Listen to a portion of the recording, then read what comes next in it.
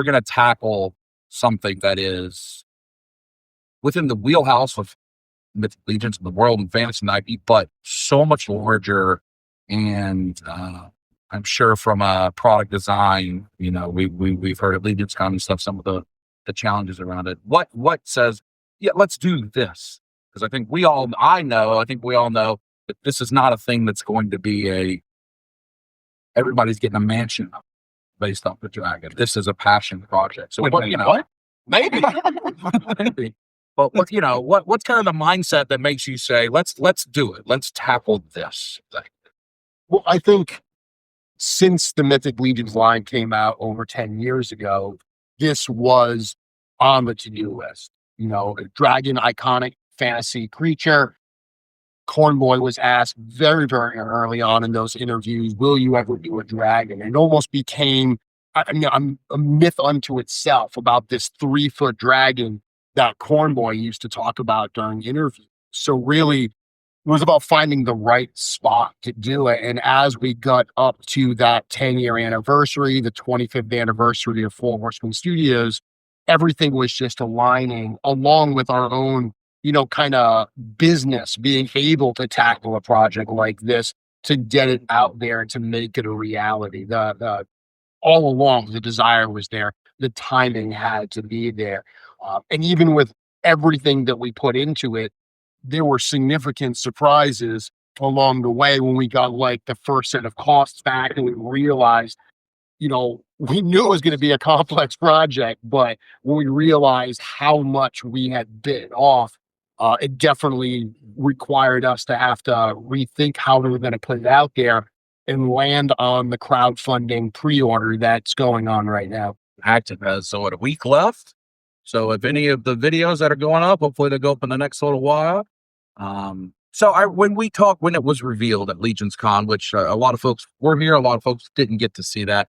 That was the G-Con reveal is always a very fun thing. This was especially unique because we're all sitting there and for years, folks have had the Where's the Dragon shirt. Natalie has the Where's the Dragon shirt. But in this case, we've gone through all these very incredible set of announcements, all sorts of different things.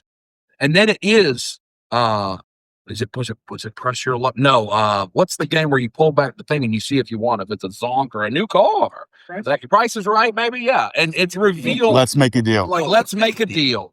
Yes. And it's revealed and the dragon comes wheeled out. And that reaction, which Brad worked really hard on a documentary where you get that moment at the end, which being in the room gave me a lot of goosebumps.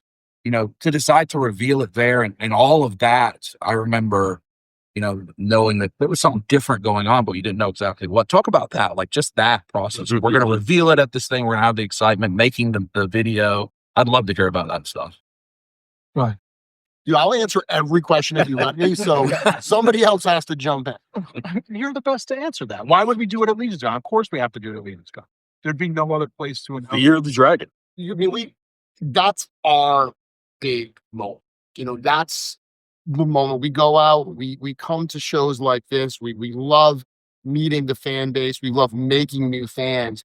But really, there's something special about that annual Legions Con event. So it was very, very clear that was going to be the time and the place to reveal the dragon.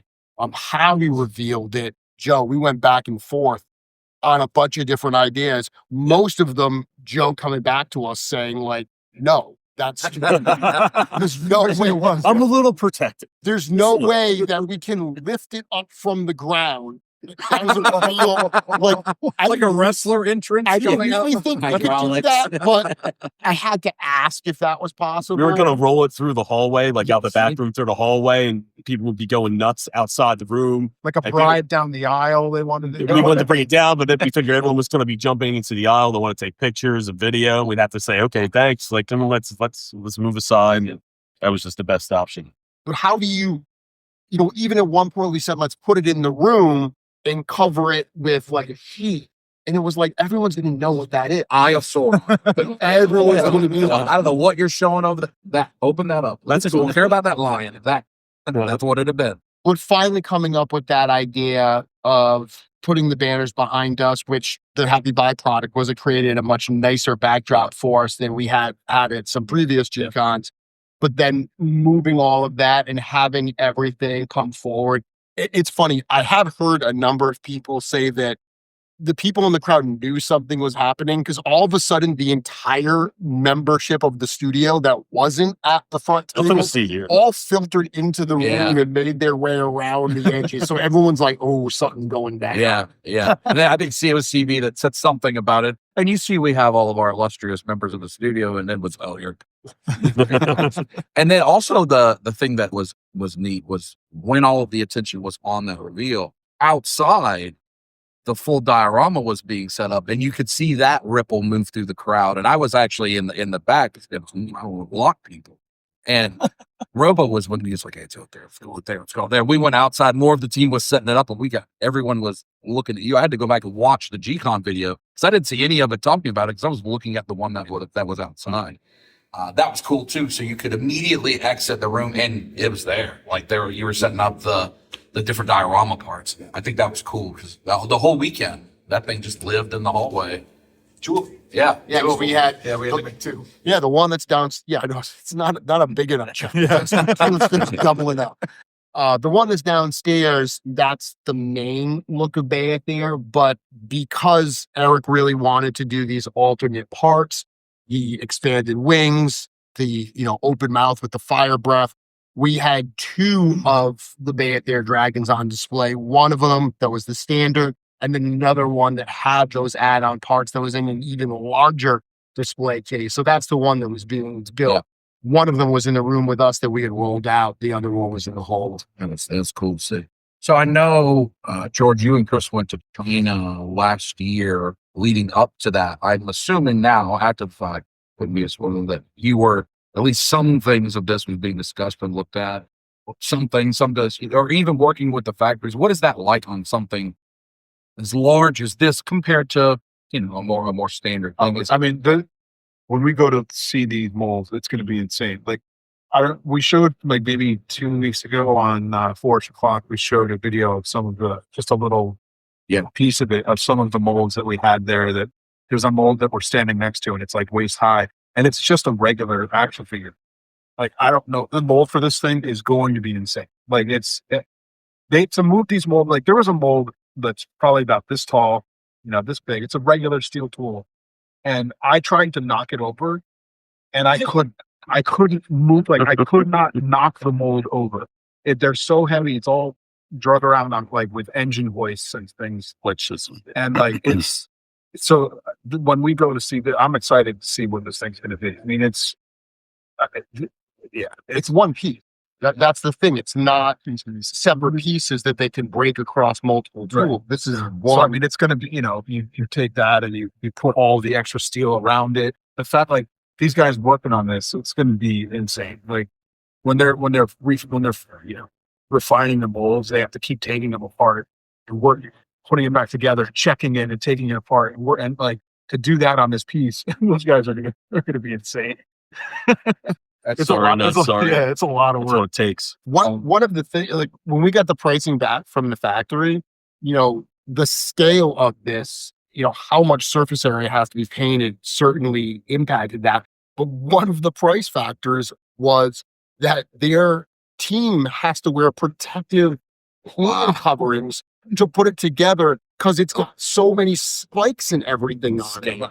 There's so many sharp parts that have to actually protect their hands and put it together very carefully and slowly for that. So, I mean, every aspect of this is just ratcheted up. Wow. We need the how it's made, Health and Dragon. We have some, Brad is currently editing some of we shot a bunch of stuff when Chris and I were there. All the processes from, making the tooling to the painting, to spraying masks, to production, to the packaging. We shot all that stuff when we were there. We haven't been able to put it all out because not all the figures that we were shooting were released at the time. So now all of that stuff has been out and been released. So now Brad is editing the videos. Brad, if you'd like an extra set of proofreading, you could. Shortly, we will put it out. Yeah, we will be putting all that footage out. When Brad is done, it's a little bit more to go with Chris doing some voiceovers and a little bit more tightening up. But we will get that out, and you'll be able to see the whole process, like from start to finish. Some really fascinating insights. It's absolute eye candy if you've ever watched how it's made. Whatever it is that's on the production lines, it's drool worthy. And of course, now it'll be drool worthy, but you get to look at some of the things that are, centered in our world. So prepare yourselves for that. We'll have a couple of shorts that sort of walk you through those processes. Just so you get an idea, there was a point where we visited part of the factory where the guys from the factory that were taking us around were shooting on their phones because they don't get to see it. Right? Like they were shooting the video too because they're like, we never get to see this stuff. So it was cool, and we saw some stuff, and we got to shoot some stuff that most people don't get to see. You talked about this, the spikes. Episode of How It's Made that always stuck out to me was the reason cashews are so expensive is like everything around the thing is deadly poisonous. So they have to have all this protective gear to get. That's why whole cashews specifically are the most expensive, because a machine can't do it. It has to be done by hand. Wow. So, but like machine sorting can get bits and pieces at a low cost, and think about that. And I think that's one of the newer elements of the studio in general, is a lot of these things that I'm assuming Brad's working on. The dragging videos, creating more of these kind of lore videos with the character being revealed. I think that's been a really cool part. And that, if you haven't seen what was the formal name of the video? The Rise? Birth of the Dragon. Yeah, is a beautiful piece. I would encourage. I like that there's some new. It's a little new kind of videography stuff. That's I certainly appreciate it. It's right. Brad joining the team and really bringing it up to that. The manner of speaking, that's really part one. Right. Yeah. I mean, there's quite a few things afoot in like the moving image, sound, storytelling. And as I come into the studio, I think for me, I stand a little outside of the circle. And I think that kind of, it actually benefits how I can look at things. So I really have fresh eyes. I'm like a kid in the candy store all the time. But as I did come to really get to know the inner workings, I just said, look, we've got stories that need to be told beyond the toys, because, I always tell people, like, behind the camera, I don't really need to tell anybody about toys. Like, that stuff you guys know, and the toys speak for themselves. When I take a picture or make a video of it, it's easy for me because they're just beautiful and awesome at every level. But, what really invigorated me was just seeing how tight knit the team is, how, material the collaboration is from start to finish at every level. Everybody's got a voice, everybody's got a contribution. And, I really look forward to getting into like the inner workings of the studio. So we're going to see some kind of behind the scenes, some process stuff that actually just takes place in our house. And we want to share some of that with you guys as well. So lots of things moving in that world. That's super exciting. I know in that world, I was on with Jeremy 2 weeks ago, whatever it was, on the Wednesday night show. And people can believe what they want to believe. Before we got started, he said, I don't know if the Dragon's going to be at Toylanta. That was the real answer. I don't know if it's going to be there. Now, I had a goal to try to convince otherwise.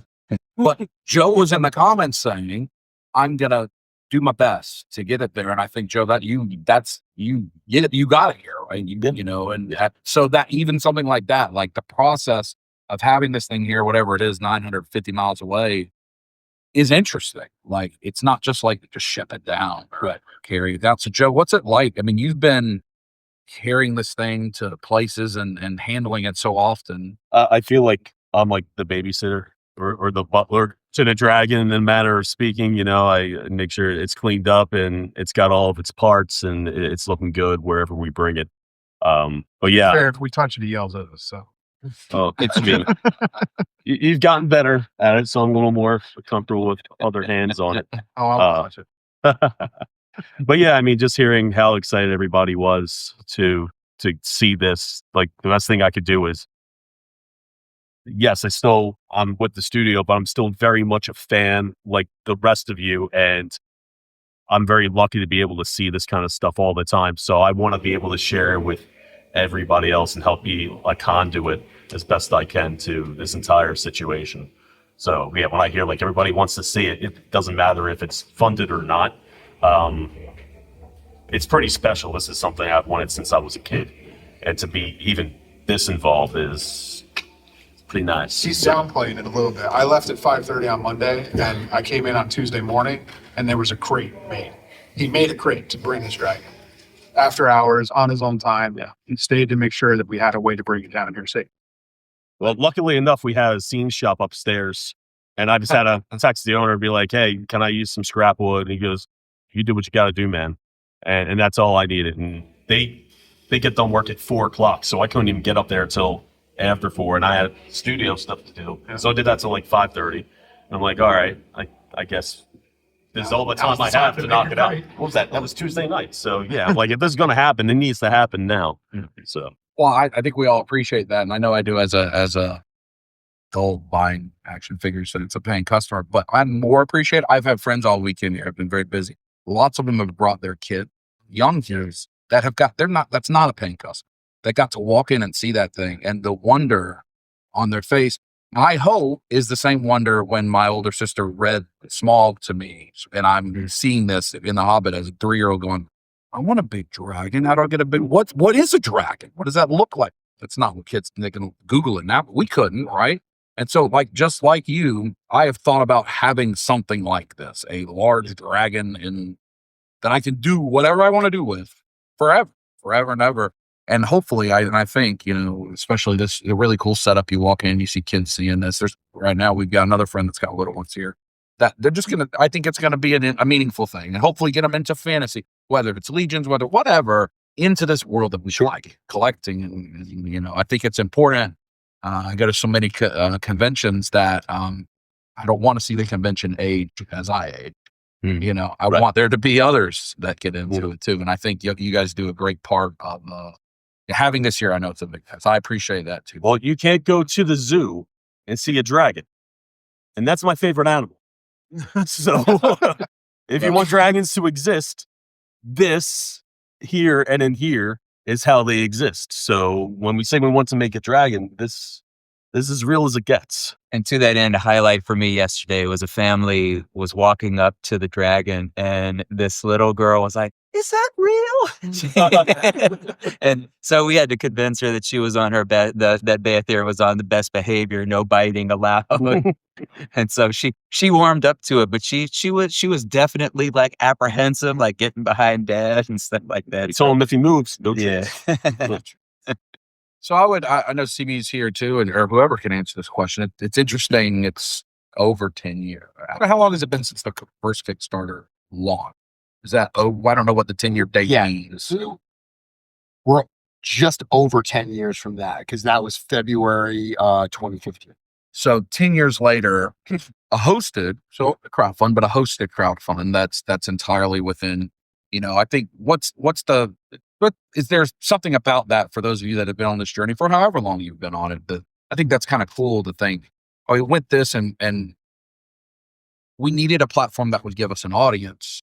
And now your audience is here. You can, the economics of things are the economics of things, but having it where your audience is built in and you can do it on your own platform. I think there's a certain amount of that now that this is funded that has to be fulfilling, that you're not having to pay someone else to promote it necessarily. Sure. I think that's important. For me, I was an original Kickstarter backer. So I was on the other side of the table with, 10 years ago when that first Mythic Legions wave made history. To be now able to be a part of this and be able to bring this campaign out has been very, very rewarding, both personally and professionally. But yeah, be able to do it 10 years ago, the company couldn't have done this on Fourhorsemen and had the level of success. They needed a platform like Kickstarter. We considered Kickstarter because it's going to get us in front of a bigger audience, but the business reality is you got to pay Kickstarter percentage as well, which means the price of the dragon would have gone up. And every step of the way, we were like, how can we keep the price lower? How can we lower the price? We wanted to see this out there just as badly as our fan base wanted to add to their collection. So, at the end of the day, there's so many things that we could have done differently. We evaluated all the options, made the best decision we possibly could. And the fact that this campaign funded in the amount of time we had to watch, there's no incentive to back this early other than bragging rights and the fact that you're badass. The fact that you were like, this company, I appreciate what they're trying to do and I want to support it with my dollars early. That's the only reason to actually do it. So I think it is a testament to what we've actually been able to build and just how cool the community that surrounds this company is. I agree with that. I agree with that. And the nature of everyone kind of feeling like they're a part of it, which in truth be told, in some communities is completely false. It is a false sense. This community, it is like we're sitting in here in the same room. We've all been shopping at the same tables all weekend. A lot of familiar faces here. Yeah. And I think that's, it makes me feel good as a member of the community, purely. Only that I know that I'll come to these shows and so many of these people that are in this room, I see basically when we're looking at action figures together. But I know what's going on in their lives and their families' lives, and we care. And I think that level of transparency, I'm always a believer in that. The best way to be with other people is just be open and transparent with the things you can be and be real. And I think that as a studio, we appreciate that. You even think about the Kickstarter versus whatever. It's what the Facebook group does. I've got the shirt on. You know, how many of us in this room have decided to not go to a bigger audience that might take a piece, that might make more money. Instead, I'm going to sell it within the Facebook group and help somebody else out that may want this that I have that's hard to get that someone else want. I think that's an important thing that I think really has grown. And it's amazing that we're in Atlanta. It feels like we're in Legions now, but we're in Atlanta. We're a long way from headquarters and so many familiar faces. That's for all of you all. I think that's an applause for everybody for making this happen on the other side of the house as well. It's been cool to see. Yeah.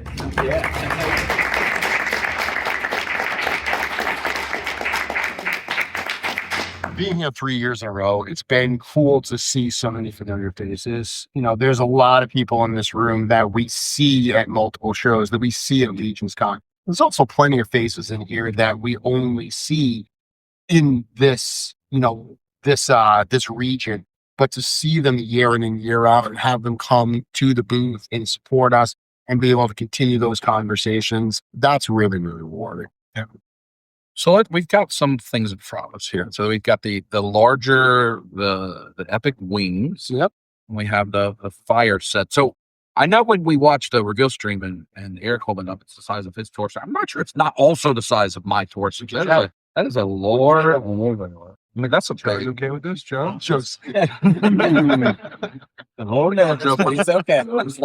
I did ask a couple of days ago if it could just come to my house, and he said I'd have to wrestle him for it.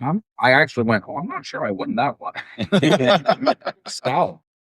That is I think one of the challenges I wanted. That's good that we showed it, because in the pictures, like if you're on the fence about the wings, the wings have grown a ton this weekend, by the way. Yeah, it's pretty significant growth.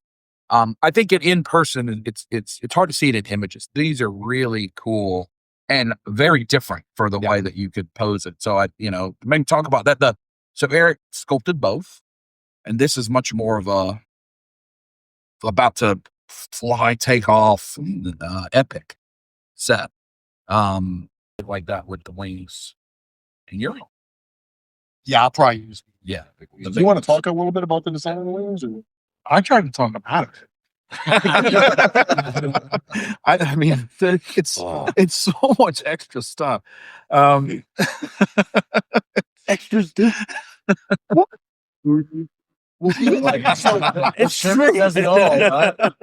So some people have asked, and we considered, like, why is it the wing not articulated? Like, could you have done something where the wing opens and contracts, where, this leathery part of the wing was like more of a fabric? And we talked about all of those. Or even like collapsing on itself. Like the other wings, like an overlap. It's all design aesthetic, and it's all Eric. Like Eric has a vision and a look that he wants to hit, and he's going to do what he wants to do. He's going to make it look as awesome as he wants it to look. And he's not going to sacrifice his design for it just to get a wing that does something. He'd rather make two and make it like, just have his vision out there. And, we'll support whatever he wants to do with it as much as we can.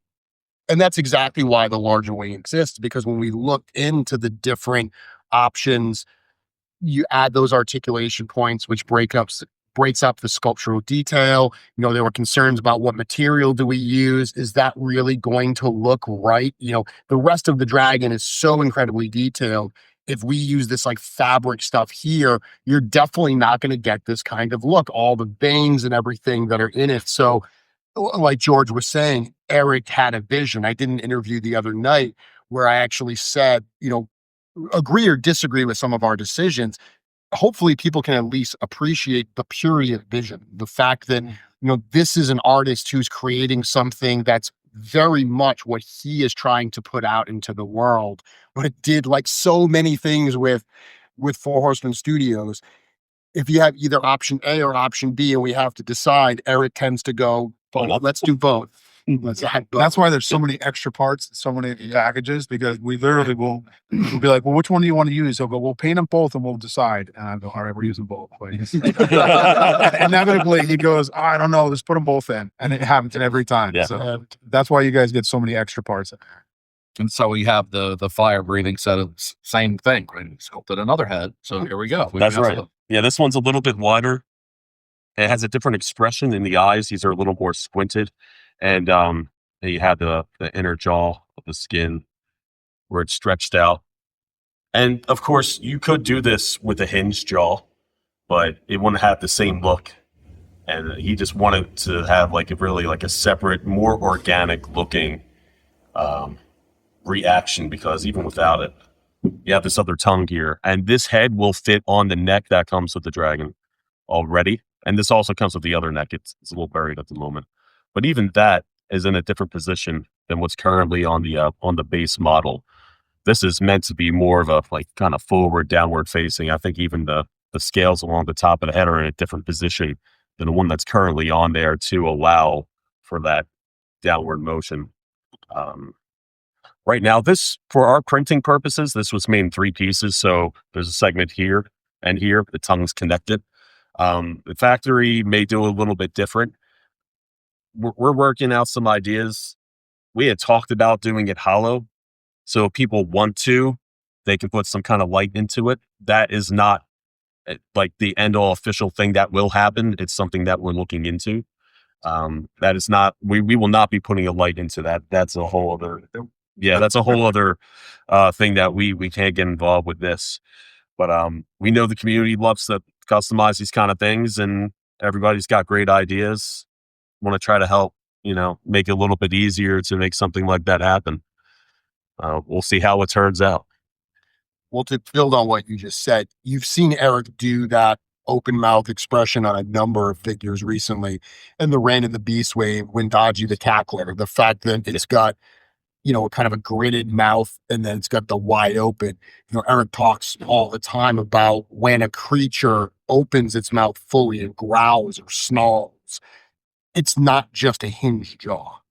The whole facial structure changes. So when he's doing these alternate expressions, he really wants to capture that full kind of face. Now, the other dragon, it does have a hinged jaw, so you can get some different looks. But if you really want to go with that fully wide open, this head is going to give you that full expression. Yeah, I think that that set was always I was day one for all of it. That even I'm looking at Joe hold it there.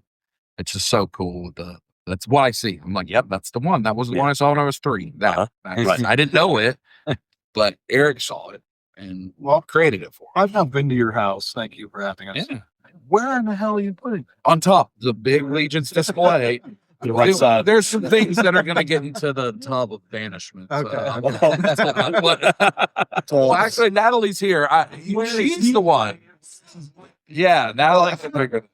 The couch that's in the collection room. Wow. Put a table in there and All right. So display it on that table. Altar of the Dragon. Because then you can walk up to it, and it's like also big, like a place. I just need to point out that this is relationship goals. The question just asked, where are we going to put it? And the answer is, well, we'll move out the couch and build a display here for the dragon. It's like, some people are like, where am I going to hide it? yeah. Right? I wish for you all, I wish for that forever. So another thing I think is cool is you could have very easily just said, hey, we're making a dragon. What's the name of the dragon? Like, it's a big dragon. That's it.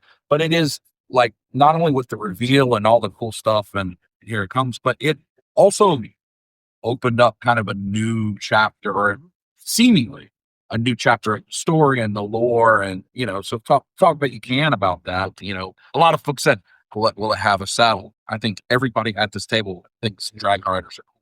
That's not what this character is. It is a character. Yeah. So let me take this one, Jeff. Okay.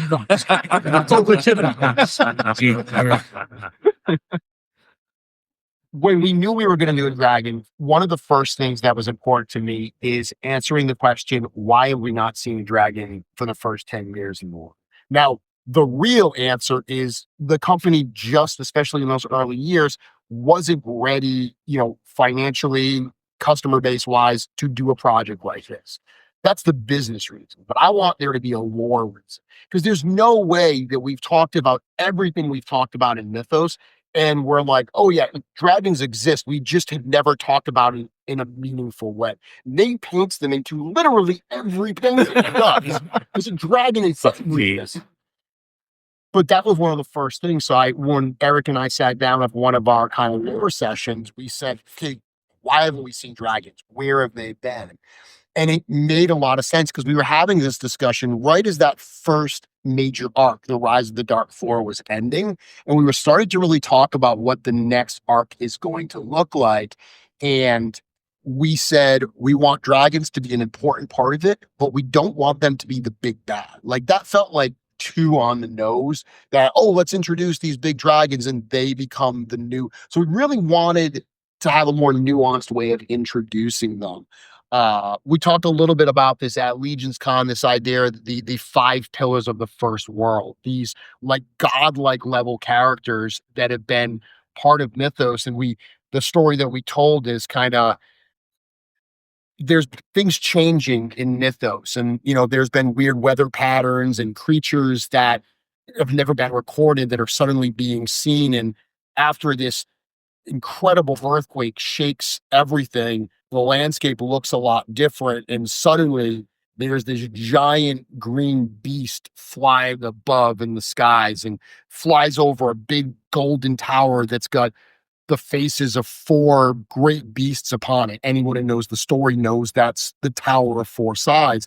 And he looks down and he sees a land he doesn't recognize, and he sees people and creatures that he doesn't recognize, and they're all pointing up at him. Like, imagine if a dragon flew over us here in downtown Atlanta, we'd all be pointing up at it like, what is that? That's what's happening here in Mythos.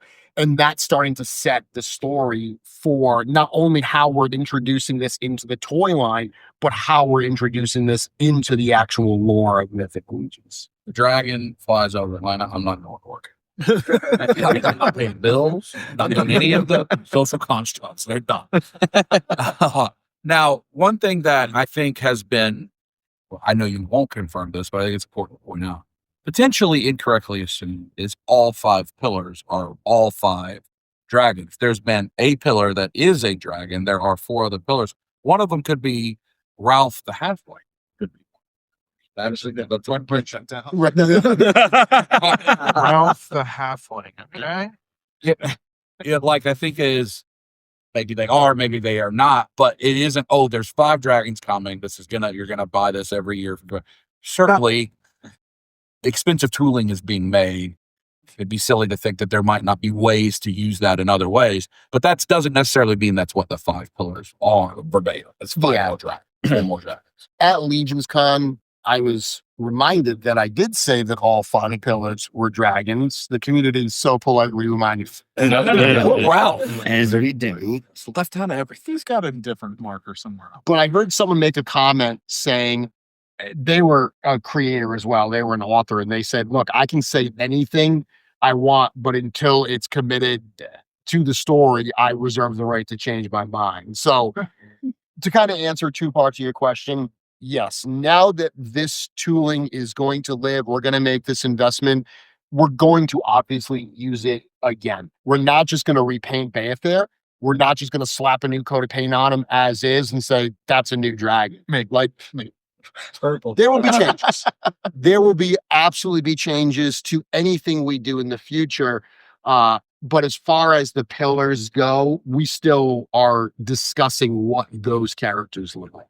And as we all know, if you halfling, of course, we know the halflings, and if I know, it has to become the thing to think beyond just like, are they repainted dragons? We know that this is a parts library across lines.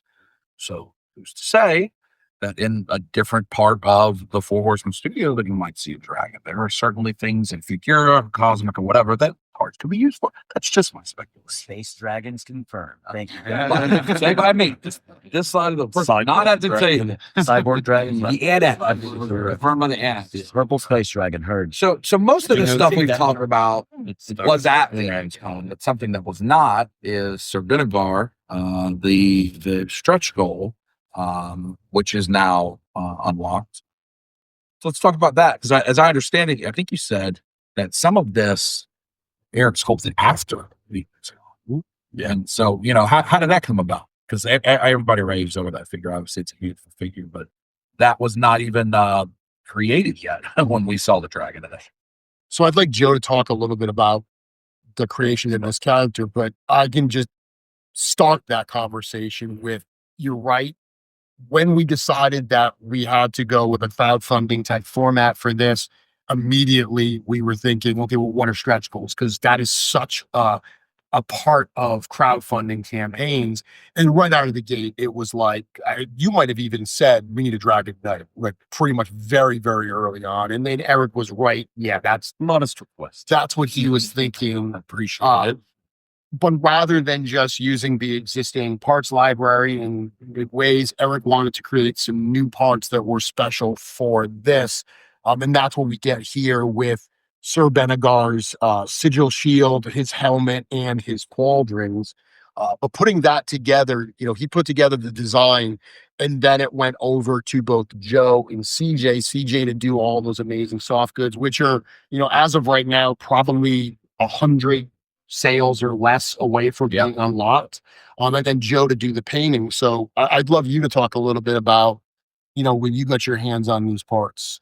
One of the goals we had with this was making sure that his color scheme really went along with this character in particular. We wanted to call out certain aspects of like different scale textures and where things line up, but not necessarily like you'll see you have some kind of gold and orange in the wings, but on the pauldrons it's a different color, even though it exists on there. We want to be his own thing, but still a reflection of the dragon. Another thing that came up was we wanted to repeat Orn Steelhide's armor color. So this is a very near match to that intentionally. Because if you remember Orn Steelhide, he has those wings on the side of his helmet. It's kind of a callback to his design, and now kind of cross references with the dragon as well. So there's even more of this significance as to why Orn is wearing that kind of armor and he looks the way that he does. One thing I had recommended was the aggressive gauntlets, because they kind of reflect the larger scales of the dragon, just to kind of keep that look going. And of course, it's going to come with the Valiant Knight gauntlets as well, and the alternate pose hands. So you'll be able to use the lance like that and have expressive hands as well. Again, which one do you want to do? I don't know. Both. Essentially, yeah. We have there it zero is. blame always for that. Also, or they, whichever side. Thank you, right? Thank you. When you add a little thing and then another thing gets added and another thing, that's it. Give a bigger pancake sandwich. Pick a pancake. That's it. You can blame me for suggesting it, but you can always thank Eric for saying For allowing it. yes. Yes, that's what it comes down to. Thank Eric for saying yes. Another thing, I remember seeing the original renders for this figure, and this cape was just kind of like flat off the back, level along the bottom, and even the tabard, the tunic, it was just flat along there. I think it might have had some gold edging to it. Send over some parts to CJ. They get to looking at it and they're like, oh, well, we were thinking maybe it gets some scallops and you kind of like have this representation of the fingers inside the cape. This is wired on each one of those the whole way. So you can really have this get pretty dramatic. It's almost like a wing. Exactly. Yeah. It represents that. And then you have all this extra kind of cut in design here that wasn't part of the original design that or just the CJ team was thinking, hey, wouldn't it be cool if it looked like that? And we were very much yeah, that'd be flipping great. The sword was a little bit of a mistake. We had two that were printed out in solid gray, like most of our solid parts are. And I wasn't too happy with how the print came out. For whatever reason, the resin had gathered up in some areas and it wasn't smooth. And it would have taken me some time to take a Dremel to it and kind of carve out the areas. Like, I don't really have time for it. So I asked Stan, who handles our printing now, I'm like, would you be able to print me out 2 more swords? He's like, they're all the printers are going. The next thing I got to put it on. I don't know. Is it okay if it's in clear? I'm like, oh, well. Actually, yeah, it'd be pretty awesome if it was in clear. So this is an accident in a way, or a happy circumstance, because I'm like, all right, well, if it's in clear, let's see what we could do with that and have it make sense. So in my mind, and who knows what the story is, because I just see the designs ahead of time, not always the whole background bio of the character. But I kind of think of it as the still flame of Beyithirr, kind of in the form of a sword. Not a laser sword, but it's the fantasy aspect. Let's keep that rolling. So that's just another kind of neat. Yeah, it's a pretty neat aspect just to have in there. And of course, we have the sigil. Now, it's also going to come with that round boss to make this more of a basic looking shield. But this piece, it is so similar to the sculpt. I don't know if Eric just kind of took the sculpt of the head and just kind of made it a little bit smaller, but it's pretty darn close. And I just love it. And it's worth pointing out that one thing we announced, because we are so well known for reusing the parts of our library, right? Because we wanted Benagar to be something special for this campaign. Not only are we not releasing Benagar outside of this campaign, but we actually said that awesome new helmet that Eric sculpted for this is being retired after this campaign. It's only going to be available for pauldrons. Same thing after this campaign, those parts will be retired. So there is something very unique and special about this. It's super cool when you see people get a later version of a rare part and repaint it. We have such a creative community that can repaint stuff. We don't want people to easily be able to recreate this, because we want there to remain that special uniqueness to everyone that's a part of this unique moment in time that is the Beyithirr crowdfunding pre-order. Right. And we're not quite on top of it yet. I think we need little more than 100 orders to get these soft goods. Yeah. I think we're going to make it. Oh, without honestly. Yeah. Without a doubt. I think we're going to make it. So I'm looking forward to that. That's less than 100 away, which means we're, under 600 away from the next stretch goal, which is the Ashen Skeleton. Then it's the Ashen Skeleton upgrade kit. And then last week we were at a show in Michigan. We announced that the 4,000 stretch goal is a new character very much meant to pair with Sir Benagar, called Beyithirr's Fury. So 4,000 is definitely a ways away at this point. We've got 7 days to get there, but this community is absolutely amazing. And we've all seen crowdfunding campaigns that just get on fire in the final days, no pun intended. So I'm definitely very, very hopeful that we're going to see that figure. Yeah. I'm excited that tease came out last week, and so I think there's a chance we'll get there. It's been displayed with the ability to buy for the first time here. Yep. So that's I think we're gonna get there. Has everybody bought their dragon yet? There's somebody in here that probably hasn't. So we're good. We're good on time. We got 15 minutes left. Let's let folks hear, because I've spoken too much. ask questions. And we will go. Not vague. Not vague. Wait, I heard there was that one in the back was up first. Yeah. You're yourself. Joe, Good. So how much thought are you putting into the type of paint you're using on this? Like, as a Zazar has that UV reactive, like tattoo room things on it. Are you going to do something like that for like flame effects or the eyes, the dragon, the surface scales? So like, if you're really like, you carry one around, you can flop it on, it like looks like stuff is glowing, the kind of flame coming the room thing. Some of that UV reactive stuff ends up being a bit of a happy accident sometimes. Yeah. You know, we're not always like, oh, it's gotta look like this. They're trying to match the colors that we do, and some of the paints that they use end up providing that. So whenever we can add, you know, coolness factor like that, we certainly look to do so. But there's also just happy accidents that get added along the way as well. And Beyithirr's painted with Sherry. Yes, yeah. I always love to make sure we recognize the artists who work. And Tim, Joe, you painted kind of art. Yeah. Yeah, because it's a lot of work, and I can't imagine painting. I can't paint any of it. But Not just one, two. yeah, that's so I think everybody that looks at it, oh, look at the detail and the paintwork and stuff. So she's Well, amazing. two that match identity. Yes. Very important. Right.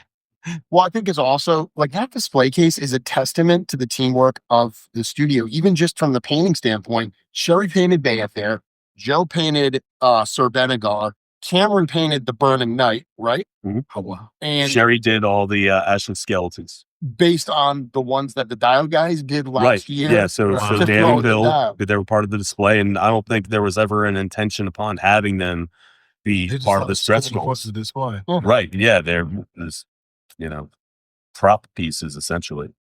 And then I got the very, very stressful task of posing all this awesome hand painted work and having to take power tools to it to make it be able to stand, and every now and then breaking a piece or scuffing something up so bad I have to be like, hi Sherry, I know you're really busy, but this needs a little bit of a repaint, you know, because I want to respect the work that's put into it, and it makes somebody have to come back and do something over again because, you know, I got a little too comfortable handling things, you know. You know, I want to respect the work and make sure it stays as good looking as it can. I think it's cool. It harkens back to what CB said at the beginning, where it was just a few of them doing all of this, and now the power of the full studio and all the different creative minds that are pouring into a project, working as a team.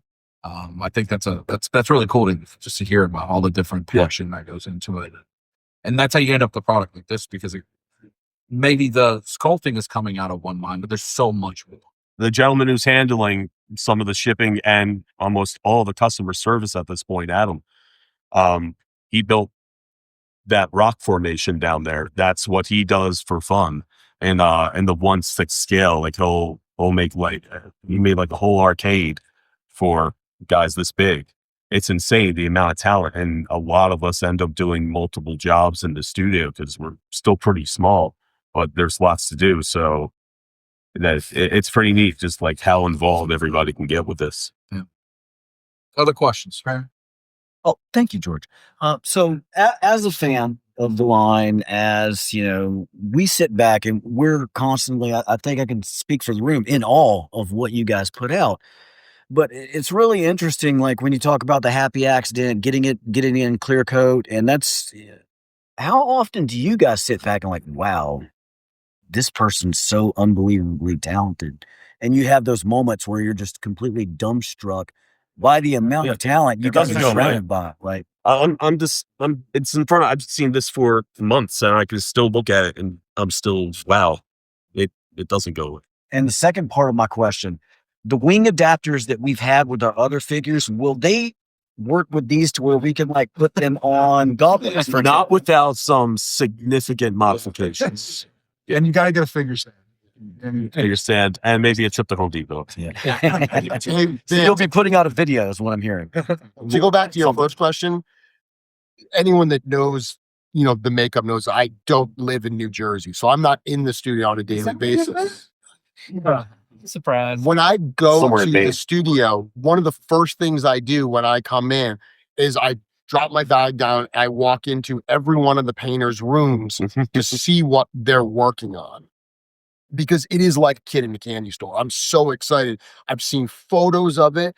Teaser Tuesdays. Teaser I Tuesday. always get to see some cool stuff, but being able to see it in person and, bounce from Sherry's room to Joe and Cameron, and it's absolutely incredible. So every single day, every single time I see something new, there's that sense of awe that I'm so fortunate I get to work with such incredibly talented people. I have the next question. Do you guys have a thing called Teaser Tuesdays that happened? I don't know. When did we get ice cream? That one, is this something Joe has been doing behind my back at the studio? Absolutely. Teaser Tuesday. Did you just blow your cover? Because I didn't know about Teaser. I didn't know that was a cover thing. Teaser Tuesday. Because Yeah, meeting about this. Yeah, I didn't know about this Teaser Tuesday thing. Me either. not everybody in the studio knows all the stuff that's happening at the same time. There's different departments, let's say. Because I'm usually at the studio desk, I'm cleaning up parts that are coming off the printer, or I'm getting a figure put together that either Sherry or Cameron or I have painted. Like, I get to build them when they're done. Because Jeremy's not with us all the time, I'll take a picture of something, typically on a Tuesday, because Monday can be a little hectic, kind of getting back into the swing of things. But I'll take a couple pictures on Tuesday, and I'll send them his way so we can really see like some of the stuff that's physically happening at the studio, which him and Eric, like, they know the background of everything, but he doesn't always get to see like the physical end result. So that's my way of sharing with him, like, here's something that's going on. Part of the job, dude. Yeah. Good job. 5,000 units sold. George is the one who gets to tell me to put that stuff together. Hey, stop what you're doing, clean those parts, or you need to be doing this and that. So you know all of that. It's just my way. I of just didn't sharing know about with it. Teaser Tuesday. That's just me trying to cover my ass. 5,000 units sold. That gets added to Teaser Tuesday thread. That's a stretch goal. I go on the campaign. I'm trying to ask for work. We'll talk. Other questions? We got a few more minutes. Oh, wow. George, your turn. Oh, no, come on. No, that's only Adonis, you. Oh, I can't see. Levi. Yeah. Okay. With your guys' decisions with like previous tales, like the Ninian infantry and the Terpiculi, where it's like a wire system, what made you guys decide to do the like fully articulated tail with Beyithirr? It might actually come with a wire in it. So the end of it is a fully bendable tail. Okay. That's like the last one, 12 inches or something. About, yeah. Yeah. Yeah.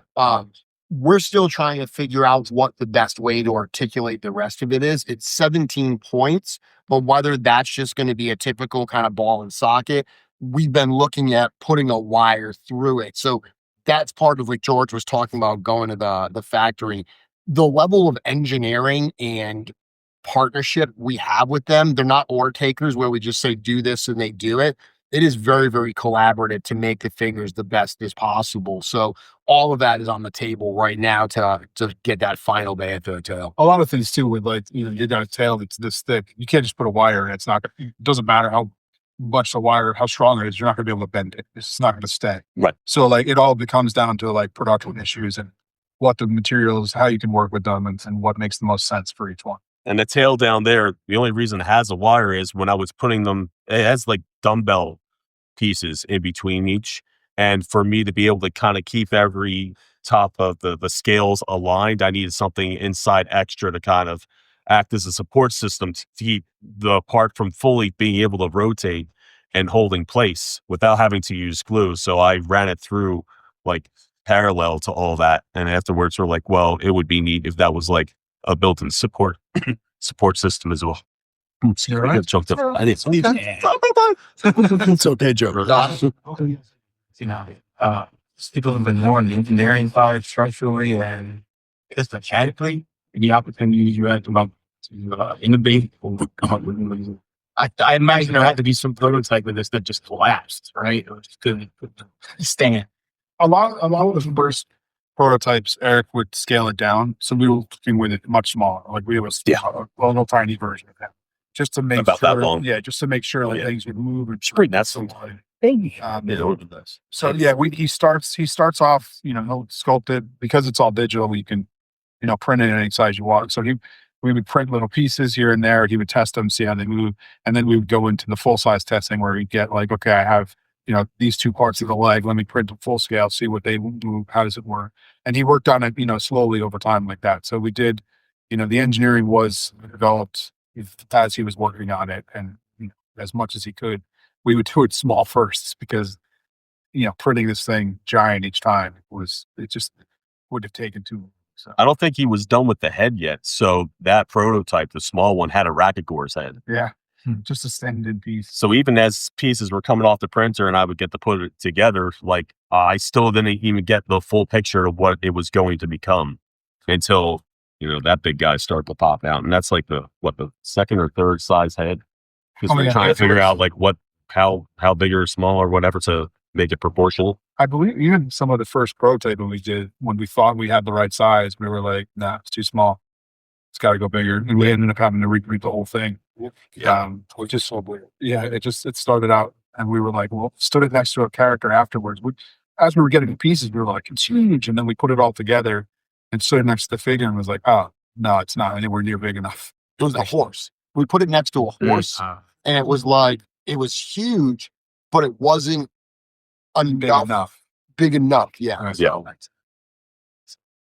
Are there things in this process where the factory says, not caustic, no, but like, I don't know how to do that. That could come up. Yeah. Yeah.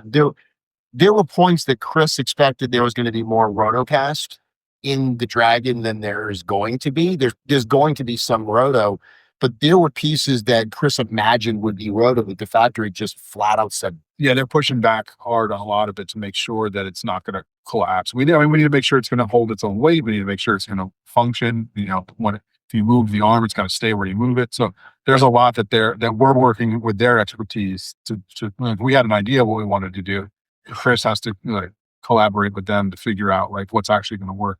Is 38 pounds, is that the shipping box or is that the product? Yeah. We're estimating that it's about 30 to 35 pounds. Thoughts at about 35 pounds. Dragon's going to be, the bulk of that, of what's definitely upwards of 30 pounds. But again, that's kind of an estimate right now because it doesn't exist as the final production model. Yeah, when we announced that 4,000 unit sell extra figure, Chris was moved. Yeah, It's about that wasn't in the size that we determined. Yeah, I knew that was going to happen. That wasn't in any of our estimates, guys. So he has to figure out how to make it work. CB, you have a question? Yeah, talking about the engineering, I've seen a lot of people talking online that it doesn't have much articulation. Do they even have voice? Can you? I can hear it through Facebook. Can you guys talk about how much articulation is actually in the dragon? Not just the tail, but like in the legs and in the wings and the head, the neck. I mean, it's similar to the horse in a way. I mean, it has every piece down the arms and legs is articulated where you would expect. Like, we're not putting extra. There's no there's no in the middle of video record. So people. There's nothing in the middle of bones that would be articulated. That's where bones end and where articulation happens. It's articulated. Modern articulation confirmed. It's 50 points. It's about 50 points, maybe a little bit more than 50 points of articulation. There's certainly some limitations. Some people have asked, can you get it in like the curl pose around a treasure or like Smog? No, it's the sculptural way that it's built. You're not going to be able to get it into that laying down flat pose. The body just won't do that. But if you're going to get this, pose it and put it on a shelf, you are going to have a lot of different options for how you want your pose to look in your display. Whether you want to go vanilla and put it on all fours, whether you want to have, a custom display stand like Adam did down there, there's going to be plenty of opportunities for pose in this creature. And honestly, some of what we think is going to be like available to do in the pose, we're not even going to know until piece comes back because we can't move this that much. Like we physically can't do all the posing that we'll be able to do later to get it into that position because of the weight of certain pieces. Like things aren't going to be the same when it's in production. Right. So I feel like you might be able to do some of these poses we don't think are going to be possible once it's in plastic. I think some of these things will actually happen. I'm not saying you're going to be able to curl it up and It's okay. I'm setting the bar low. So when that happens, they're going to say, George told us so. George said, yeah, But we as humans can curl up around it. yeah. Well, that depends on your articulation. So we're at time. We don't want to take the room from the next group. I would encourage, there are still a few questions. Just come talk to the guys. I write down the thing. They'll be down there in a few minutes. Thanks to everybody.